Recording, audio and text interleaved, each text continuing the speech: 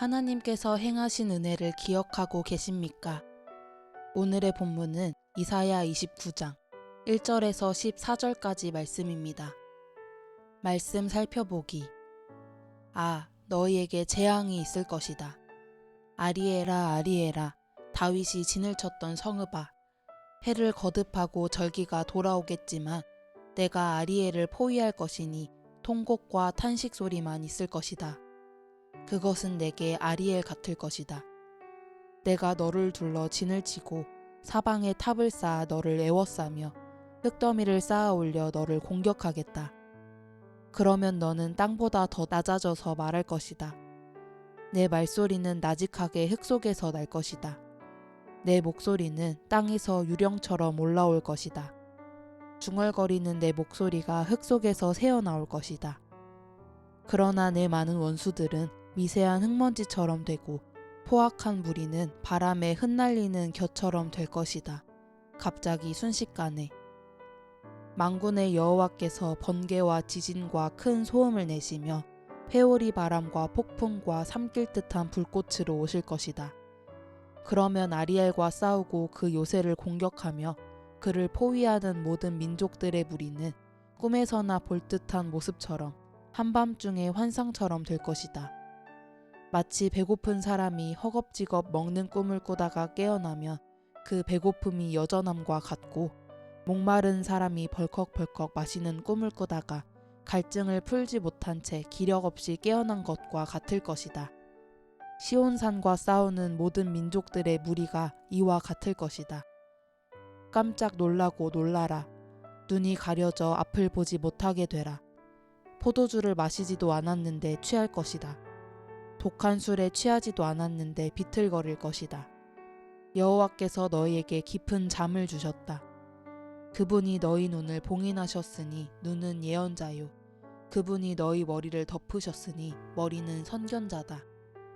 이 모든 환상이 너희에게는 봉인된 두루마리의 말씀과도 같다. 그러니 만약 너희가 글을 읽을 수 있는 사람에게 그 두루마리를 주면서 이것을 꼭 읽어 주십시오라고 부탁하면 그는 봉인돼 있어서 읽을 수 없습니다 라고 대답할 것이다. 그러나 만약 너희가 글을 못 읽는 사람에게 그 두루마리를 주면서 이것을 꼭 읽어 주십시오라고 부탁하면 그는 나는 읽을 줄 모릅니다 라고 대답할 것이다. 여호와께서 말씀하신다. 내 백성이 입으로는 내게 다가오고 입술로는 나를 공경하지만 그 마음은 내게서 멀어져 있고 사람에게서 배운 관습대로 나를 두려워할 뿐이다. 그러므로 내가 다시금 이 백성을 놀라게 할 것이다. 지혜 있는 사람에게서 지혜가 사라질 것이고 분별 있는 사람에게서 분별력이 없어질 것이다. 오늘의 팁. 아리엘. 의미는 하나님의 사자, 하나님의 제단, 하나님의 도시 등으로 학자마다 여러 가지로 해석합니다. 이사야가 예루살렘을 아리엘이라는 별칭으로 부르면서 화를 선포한 것은 예루살렘 사람들이 해마다 하나님께 열심히 제사를 드리지만 마음은 하나님으로부터 떠나 있었기 때문이며 이제 그들에게 화가 임박하였음을 보여주는 표현입니다. 말씀 이해하기. 오늘 말씀은 예루살렘에 임할 화와 동시에 그곳에 임할 하나님의 구원을 예언하는 내용입니다.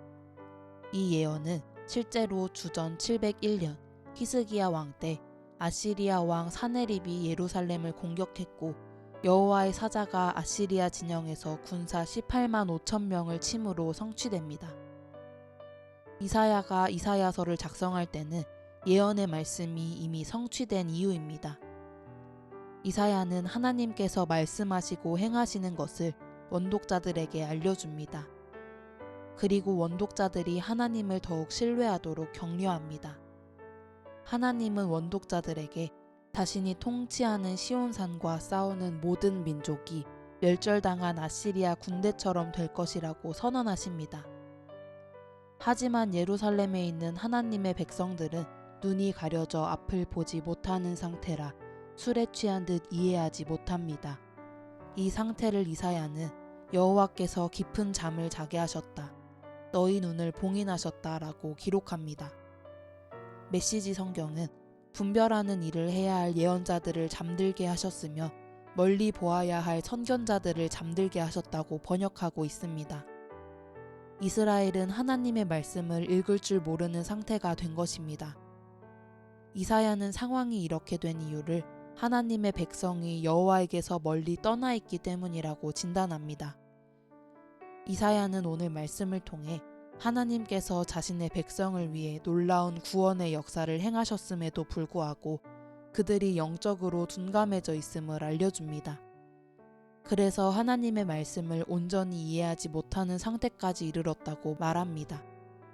이스라엘 백성들은 주전 701년 히스기야 왕 때 아시리아 왕 사네립의 침공으로 멸망 직전까지 간 상황에서 하나님의 구원을 경험했습니다. 그러나 므낫세 왕 때 다시 영적인 무지 상황에 놓인 것입니다. 이사야는 이 상황을 탄식합니다. 모든 그리스도인들은 이 교훈을 기억해야 합니다.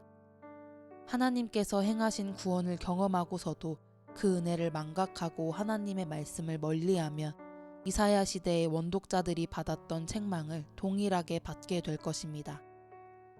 그러므로 우리 그리스도인은 하나님께서 베푸셨던 은혜를 늘 기억하기 위해 하나님의 말씀을 깨어 받아들여야 합니다. 말씀 따라 살아가기. 하나님께서 나를 위해 행하신 놀라운 일은 무엇입니까? 그 일을 기억하며 하나님을 찬양합시다. 말씀대로 기도하기. 교회 학교에서 다음 세대에게 하나님의 말씀을 가르치는 교사와 사역자들을 위해 함께 기도합시다.